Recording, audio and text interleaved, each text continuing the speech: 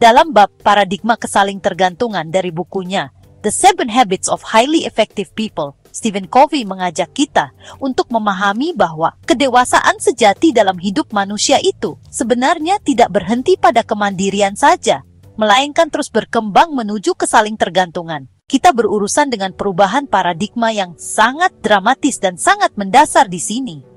Kita mungkin saja berusaha melicinkan interaksi sosial kita dengan teknik dan keterampilan kepribadian, tetapi dalam prosesnya, kita bisa saja memotong dasar karakter kita yang vital.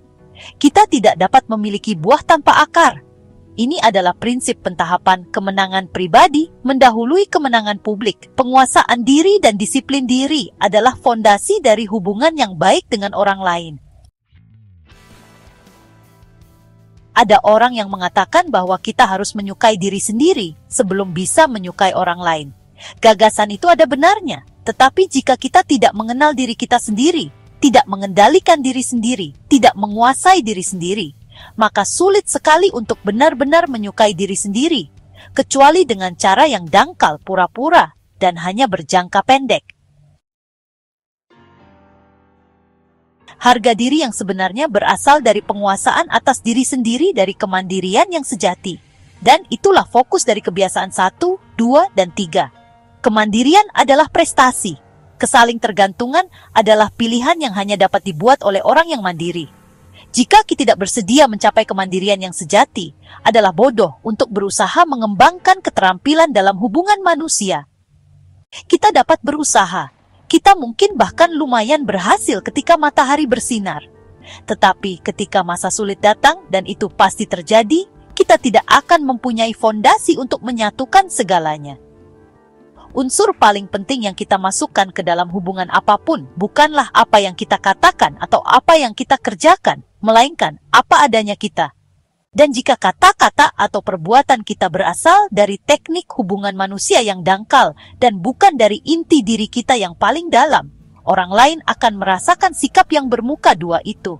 Kita benar-benar tidak akan dapat menciptakan dan mempertahankan fondasi yang diperlukan untuk kesalingtergantungan yang efektif. Teknik dan keterampilan yang benar-benar membuat perbedaan dalam interaksi manusia adalah teknik dan keterampilan yang nyaris mengalir dengan sendirinya dari karakter yang benar-benar mandiri.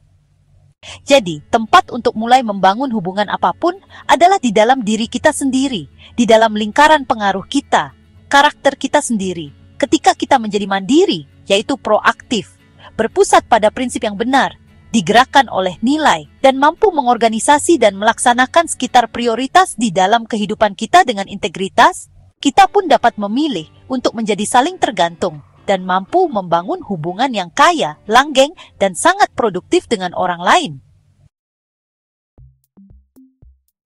Rekening bank emosi. Kita semua tahu apa itu rekening bank. Kita mendeposito uang ke bank dan menambah cadangan yang darinya kita dapat menarik uang kita jika kita membutuhkannya. Rekening bank emosi adalah kiasan yang menggambarkan jumlah kepercayaan yang sudah kita tambahkan ke dalam suatu hubungan. Hal inilah perasaan aman yang kita miliki dengan orang lain. Jika kita membuat deposito ke dalam rekening bank emosi, kita melalui sopan santun, kebaikan hati, kejujuran, dan memenuhi komitmen kita pada seseorang, kita pun nambah cadangan. Kepercayaan orang kepada kita menjadi lebih tinggi, dan kita dapat mengambil kepercayaan tersebut sering-sering jika memang perlu. Kita bahkan dapat berbuat kesalahan, dan tingkat kepercayaan itu, cadangan emosi itu, akan menutupinya. Komunikasi kita mungkin tidak jelas, tetapi orang akan tetap dapat menangkap maksud kita. Orang tidak akan menjadikan kita orang yang bersalah karena satu perkataan. Ketika rekening kepercayaan tinggi, komunikasi pun mudah, seketika, dan efektif. Tetapi jika kita mempunyai kebiasaan memperlihatkan sikap kasar, tidak hormat, mengucilkan, bereaksi berlebihan, mengabaikan, menjadi semena-mena, mengkhianati kepercayaan, mengancam, atau bermain sebagai dewa palsu dalam kehidupan kita, akhirnya rekening bank emosi kita kekurangan dana. Tingkat kepercayaan menjadi sangat rendah. Lalu, fleksibilitas apa yang kita miliki? Tidak ada sama sekali. Kita berjalan di atas daerah beranjau. Kita harus sangat berhati-hati tentang semua yang kita ucapkan. Kita mengukur setiap kata. Ini adalah kota yang tegang, tempat singgahnya Memo. Kita harus melindungi punggung kita sendiri, berpolitik, dan ya banyak organisasi dipenuhi dengan hal ini. Banyak keluarga dipenuhi keadaan seperti ini. Bahkan banyak perkawinan dipenuhi keadaan seperti ini. Jika cadangan besar kepercayaan tidak ditunjang oleh deposito yang terus-menerus, suatu perkawinan akan rusak. Bukannya pengertian dan komunikasi yang kaya dan spontan, situasinya malah menjadi seperti penginapan, di mana dua orang sekadar berusaha menjalani gaya hidup mandiri dengan cara yang agak hormat dan toleran. Hubungan mungkin semakin memburuk sampai menjadi penuh kebencian dan defensif. Respons lawan atau lari menciptakan pertempuran verbal, bantingan pintu, penolakan untuk bicara, penarikan diri emosional, dan rasa kasihan diri. Hal ini dapat berakhir dengan perang dingin di rumah, dipertahankan hanya oleh anak, seks, tekanan sosial, atau mempertahankan citra. Hubungan kita yang paling konstan, seperti perkawinan, memerlukan deposito yang paling konstan. Dengan harapan yang terus-menerus, deposito lama pun menguap. Jika kita tiba-tiba bertemu teman lama SMA yang sudah selama bertahun-tahun tidak kita lihat, kita dapat menyambung tepat di mana kita berpisah, karena deposito yang sebelumnya masih ada di sana. Tetapi rekening kita dengan orang yang berinteraksi dengan kita secara tetap memerlukan investasi yang lebih konstan. Kadang ada penarikan otomatis dalam interaksi kita sehari-hari atau dalam persepsi mereka tentang kita yang bahkan tidak kita ketahui sama sekali. Hal ini khususnya terjadi pada remaja di rumah. Andaikan kita mempunyai seorang putra remaja dan percakapan normal kita dengannya seperti ini. Bersihkan kamarmu, kancingkan bajumu, kecilkan radionya, potonglah rambutmu, dan jangan lupa membuang sampah. Melampaui suatu periode waktu, penarikan menjadi jauh melebihi depositonya. Sekarang, andaikan putra kita tadi sedang dalam proses pengambilan keputusan penting yang akan mempengaruhi sisa hidupnya, tetapi tingkat kepercayaan begitu rendah dan proses komunikasi begitu tertutup, mekanis, dan tidak memuaskan, sehingga ia benar-benar tidak akan terbuka menerima nasihat kita. Kita mungkin mempunyai kebijaksanaan dan pengetahuan untuk membantunya. Tetapi karena rekening kita begitu tipis, ia akhirnya akan mengambil keputusannya dari perspektif emosi jangka pendek yang mungkin saja menghasilkan banyak konsekuensi jangka panjang yang negatif. Apa yang akan terjadi jika kita mulai membuat deposito pada hubungan tersebut? Mungkin peluang bisa muncul dengan berbuat sedikit kebaikan untuknya. Misalnya membawakan majalah skateboard, jika itu memang kegemarannya. Atau cukup mendekatinya ketika ia sedang mengerjakan suatu proyek dan menawarkan bantuan. Barangkali kita dapat mengajaknya menonton film di bioskop atau mengajaknya makan es krim di luar. Barangkali deposito paling penting yang dapat kita buat adalah dengan sekadar mendengarnya, tanpa menilai atau menasihati atau memakaikan kacamata kita sendiri pada apa yang ia ucapkan. Cukup dengarkan dan berusahalah untuk mengerti. Biarkan dia merasakan perhatian kita kepadanya, penerimaan kita terhadapnya sebagai pribadi. Ia mungkin tidak memberi respons pada mulanya. Ia mungkin bahkan curiga. Apa maunya ayah sekarang? Teknik apa yang ibu coba terapkan pada saya kali ini? Tetapi sementara deposito yang tulus ini terus masuk, deposito ini pun terus menumpuk. Saldo yang minus menjadi menyusut. Ingat bahwa perbaikan segera hanyalah fata morgana. Membangun dan memperbaiki hubungan membutuhkan waktu. Jika kita menjadi tidak sabar dengan tindakannya yang seolah tidak berespons atau sikapnya yang seolah tidak berterima kasih, kita mungkin akan buat penarikan besar dan akan merusak semua kebaikan yang sudah kita lakukan.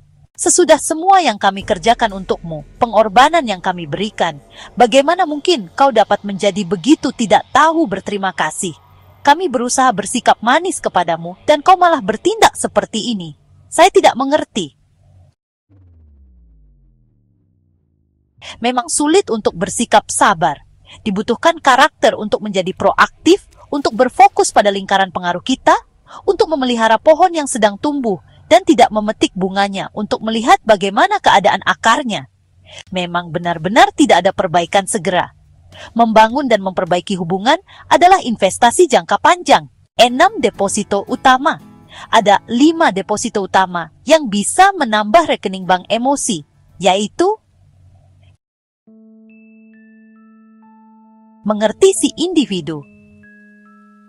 Benar-benar berusaha untuk mengerti orang lain mungkin merupakan salah satu deposito paling penting yang dapat kita buat, dan ini adalah kunci untuk semua deposito yang lain. Kita sungguh tidak tahu apa yang merupakan deposito bagi orang lain sebelum kita mengerti individu itu. Apa yang mungkin merupakan deposito bagi kita, mungkin oleh orang lain tidak dianggap sebagai deposito sama sekali. Bahkan bisa dianggap sebagai penarikan jika tidak menyentuh minat atau kebutuhan yang mendalam dari orang tersebut. Kecenderungan kita adalah memproyeksikan autobiografi kita sendiri pada apa yang kita pikir orang lain inginkan atau butuhkan. Kita memproyeksikan maksud kita pada perilaku orang lain. Kita menafsirkan apa yang merupakan deposito yang didasarkan pada kebutuhan dan keinginan kita sendiri, entah sekarang atau sewaktu kita berada pada usia yang sama atau tahap kehidupan yang sama. Jika mereka tidak menafsirkan usaha kita sebagai suatu deposito, kecenderungannya adalah sebagai penolakan atas maksud baik kita dan kita sendiri, lalu menyerah. 2. Melakukan hal-hal sepele. Kebaikan sopan santun yang kecil-kecilan begitu penting. Ketidaksopanan kecil, kekerasan kecil, bentuk ketiadaan respek yang kecil menyebabkan penarikan besar-besaran. Dalam suatu hubungan, hal yang kecil adalah hal yang besar. 3. Memenuhi komitmen. Memenuhi komitmen atau janji adalah deposito besar.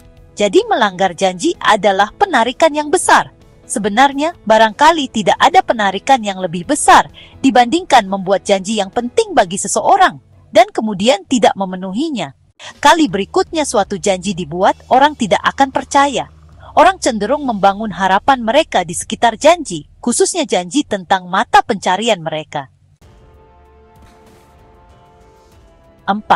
Memperlihatkan integritas pribadi. Integritas pribadi menghasilkan kepercayaan dan merupakan dasar dari berbagai jenis deposito. Tidak adanya integritas dapat merusak hampir setiap usaha lain untuk menciptakan rekening kepercayaan yang tinggi.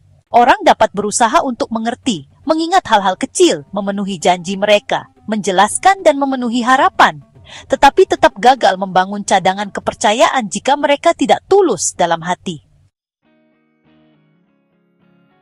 Salah satu cara penting untuk memanifestasi integritas adalah dengan menjadi loyal pada orang yang tidak hadir.